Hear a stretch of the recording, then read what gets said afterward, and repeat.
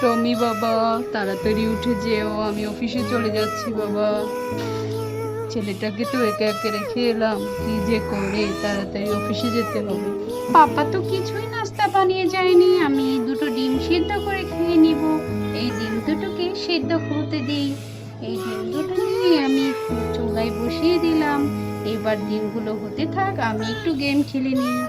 Game খেলতে তো বহুত মজা, বাহ অনেক মজা।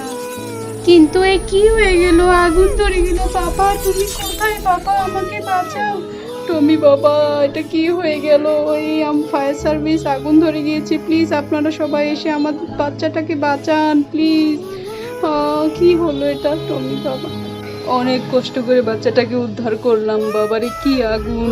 টমি বাবা সরি বাবা, তোমাকে একা একা রেখে গিয়ে আমার অনেক ভুল হয়েছে, আমাকে ক্ষমা করে দিও। তোমরাও প্লিজ লাইক সাবস্ক্রাইব করে দিও।